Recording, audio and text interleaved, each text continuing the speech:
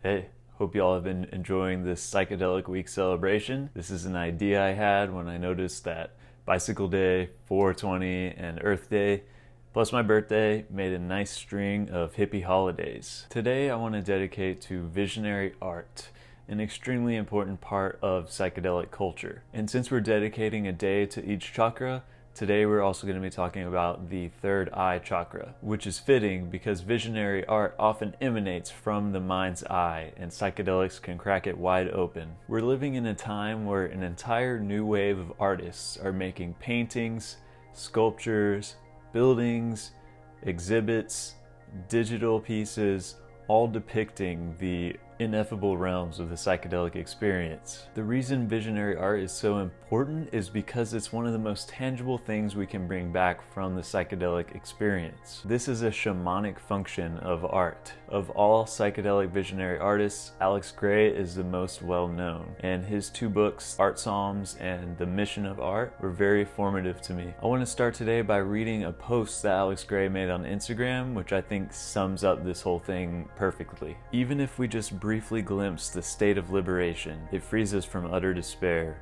because we've seen infinite spiritual beauty as part of our deepest being. Art can help turn on the light in our souls. Tibetan Buddhist teachers have declared that certain blessed icons and artifacts can plant a seed of liberation in the mind stream of the viewer. The goal for spiritual artists is not only to perfect their technical skill, but also to purify their intentions and dedicate the efforts to awakening themselves and their audience with the highest truths expressible for the benefit of everyone. The ideal for the visionary artist is to be a faithful witness to what has been seen by their own third eye in heaven, transcribing the intensely liberating psychedelic mystical experience, because these are the most healing visions and may contain medicine for viewers. By sharing the mystical experience through painting, we can provide an observatory for the beyond within. So that last quote really struck me. We can create an observatory for the beyond within. I felt like Alex Grey was the first time that I had any of my experiences validated. Before I knew what the chakras were and Kundalini, I had had this experience and I was Googling it, trying to figure out what it was. And it wasn't until I saw Alex Grey's paintings depicting these energies that I realized that I might not be crazy. Alex Grey is well aware of that his art can be validating and make people feel like they're not crazy. I'm sure he's been told by hundreds of people that very thing. I want to play a little clip of Alex Grey talking about this. It's a clip from Burning Man in 2012 talking about why visionary art matters. And I'll put the link to that whole thing in the description. One of the most important experiences that a human being can have is something that is happening inside, and they're having a vision. They're having a mystical experience, an opening to God. They're witnessing it. It's emblazoned on their consciousness. But how to share it? So many people come up to me and say, and I'm sure it's the same with every artist in this town. Oh man, like just seeing your work, it makes me know I'm not crazy because of what I saw when I was in space. And so it is an affirmation to our community of journeyers. And so that in itself is healing. That in itself can relieve someone from a really, they may be holding on to some panic or fear about their experiences and things. But if they see it's an actual realm that multiple people, in fact millions of people have entered, and then it can be expressed so eloquently, so beautifully, and evolving in such a powerful way through the new waves of visionary artists. This is what's really incredible. But the mystic visionary artists distill the multi-dimensional entheogenic journey into externally crystallized theophanies, icons embedded with the evolutionary worldviews. Since mystic visionary artists paint the transcendental realms from observation. Their work offers a growing body of evidence substantiating the divine imaginal realms, and by extension, spirit itself. Another time that I had a vision validated was by two artists at the same time. Basically, during a mushroom trip, I saw a fabric kind of bulging and sinking, and it was black with white polka dots. And then another time when I was smoking, I saw this molecule spinning around like it was on some kind of 3D rotating computer model, and the head of the molecule was in the shape of a dodecahedron. So fast forward a few years, and then I see this piece come out. It's a lamp in the shape of a dodecahedron, and each side of this dodecahedron is covered in the pattern of the exact same thing I saw in my mushroom trip. I couldn't believe that that was real, and I felt like I had validated something from the deepest part of my being. And luckily I was able to get this lamp, and I now am a proud owner of it, and it feels like I've actually got an artifact from the psychedelic realm, from my visionary experiences, and then brought it back. And now, not only do I have this artifact, but it's like a lamp, and it projects cool patterns on the walls, and it kind of creates a vibe in my room, and I really feel like I'm in my element whenever this thing is on. And I made a video about this experience quite a while back, so I'll put the link to that in the description if you want to hear the whole story. Terence McKenna also had a lot to say about this. He was a huge proponent of the artist being a shaman figure and going into the deep end of the psychedelic realm and bringing something back to the collectivity, and also this idea of the artist helping to paint the future that we want to live in. He has an entire talk dedicated to this one topic called A Message to Artists, and I made a video also reacting to his talk, so I'll put a link to that in the description too. I don't mean to plug myself every 5 seconds, but as you can tell, I'm really steeped in all of this stuff, and I want to provide resources for anyone who's interested to dig deeper into the things that I'm just mentioning here. He also talked about how certain themes of art styles can be present in the psychedelic experience. There's a clip of him talking about him commanding the mushroom to show him Art Deco and abstract cubism or whatever it is, and he was an art historian himself, so he probably had this information in his brain, but he was still appalled that the mushroom could do this, and the mushroom could also show him things completely alien to humans. So I'm going to share a clip of him talking about that. Other times, it can be very cosmic. It can be steered. And this is a phenomenon that totally puzzles me, that many people have verified, which is you can give it a theme. Like you can say Art Deco, and this stuff will begin flowing toward you. Millions and millions and millions of cigarette lighters, ashtrays, glasses, dresses, all this stuff, all perfectly realized Art Deco, high Art Deco.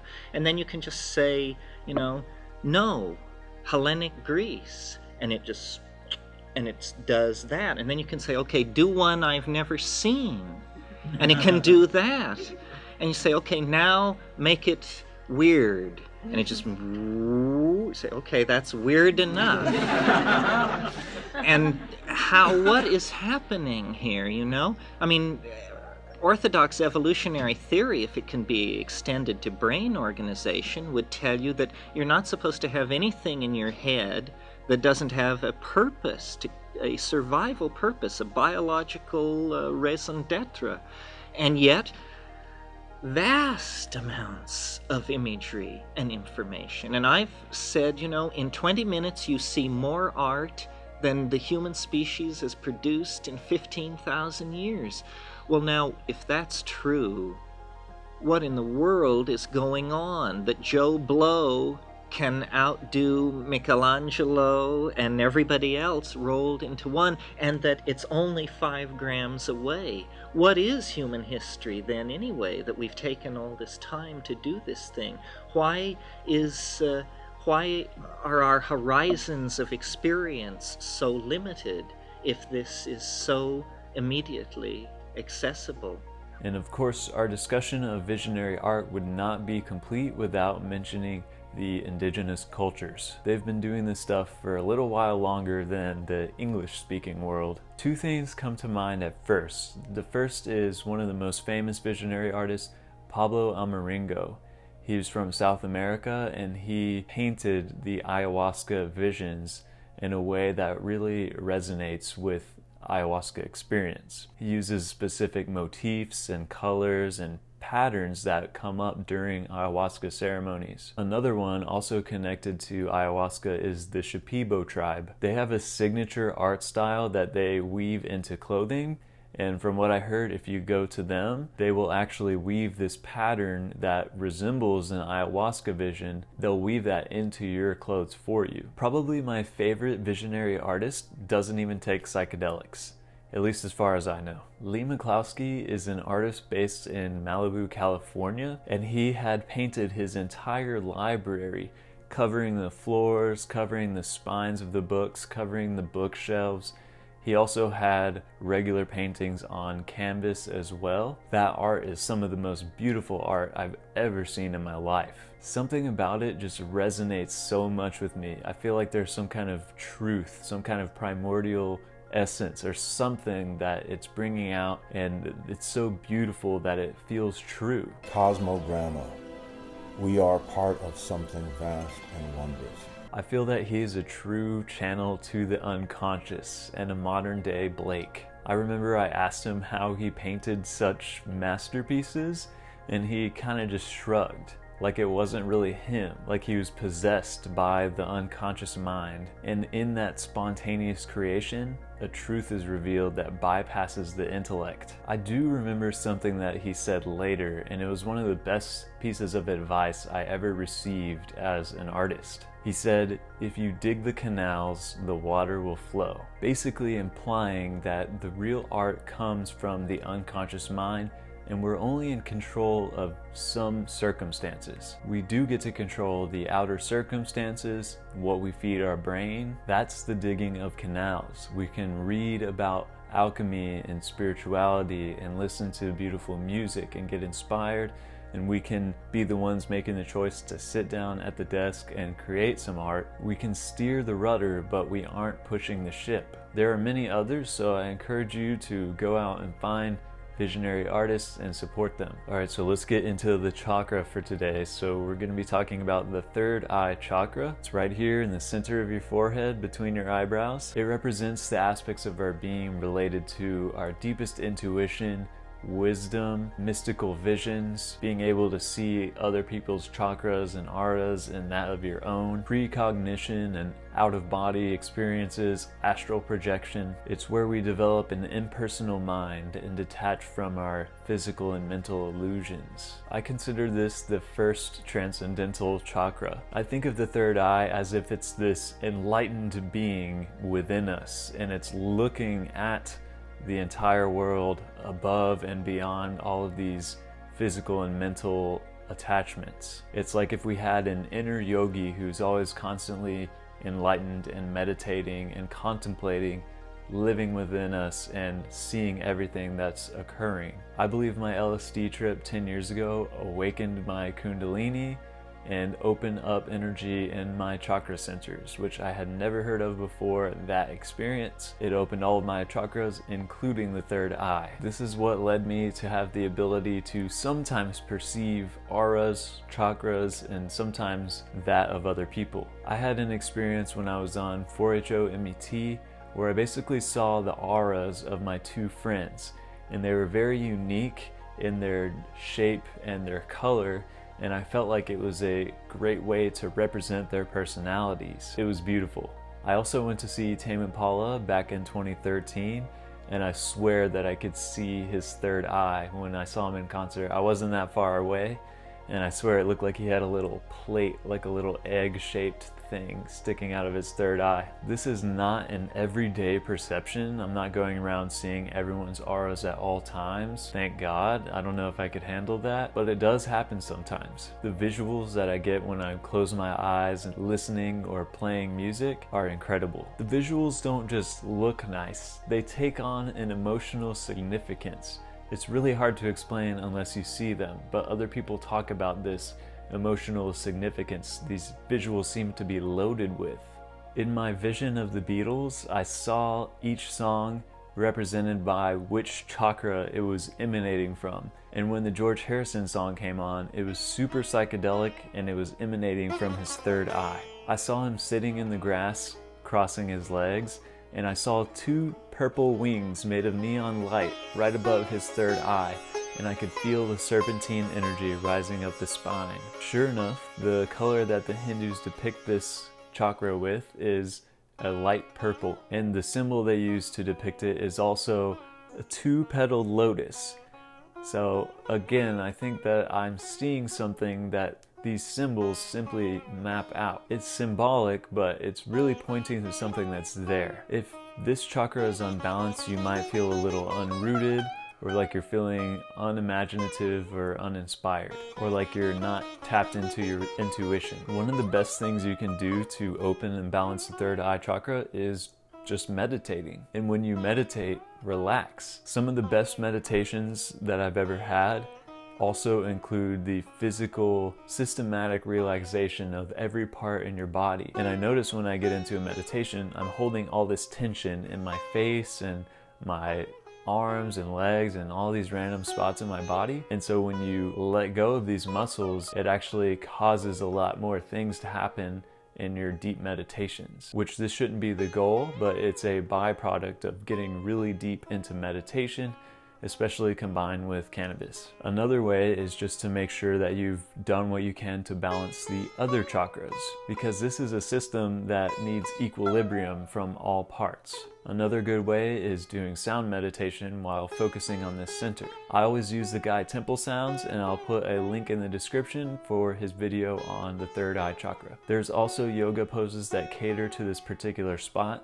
So I don't know of too many, but if I find one, I'll add a link in the description.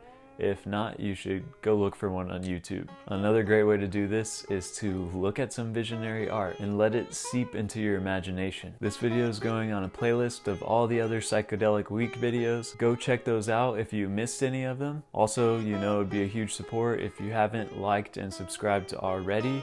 That would really help me out. I've had a lot of fun making these Psychedelic Day videos, and we got one more coming up for Cosmic Perspective Day. So I'll see you in the next one.